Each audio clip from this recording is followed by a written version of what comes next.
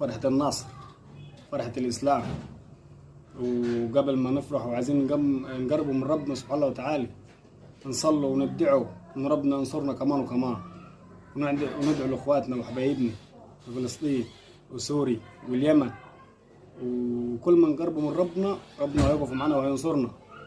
ده كل اللي عايزينه من ربنا احنا، إنه ندعوا ونصلوا ونقول يا رب.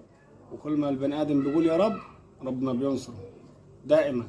المظلوم بيتنصر والظالم بيروح في الهلاك. وده كله طالبوني منكم يا أهل الخير، يا أهل المحبة، تدعموني، تقفوا معاني.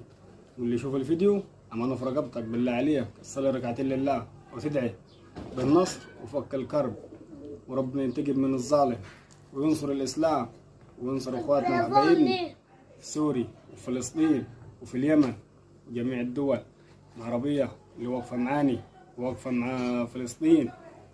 واحنا ما عايزينش غير النصر من عند ربنا. فالنصر ده هيجي ازاي؟ لما احنا نقربوا من ربنا ونصلوا وندعوا ونستغفر ربنا ونقول الحمد لله.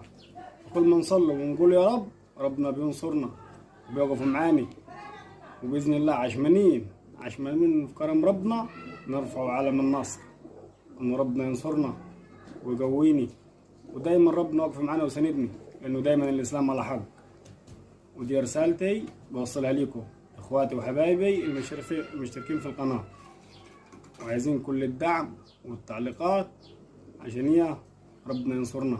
ودي امانة في رقبتك اللي بتسمع الفيديو في اي وقت، امانة عليك تقوم تتوضى وتصلي ركعتين لله بنية فك الكرب والنصر للاسلام. ووحد الله اللي بتصلي على النبي عليه افضل الصلاة والسلام. ومستنيين صلاة النبي في التعليق. وما تنساش انا حلفتك بالاماني وقت ما تسمع الفيديو في اي وقت صلي ركعتين لله. دي امانه في رقبتك. السلام عليكم ورحمه الله وبركاته.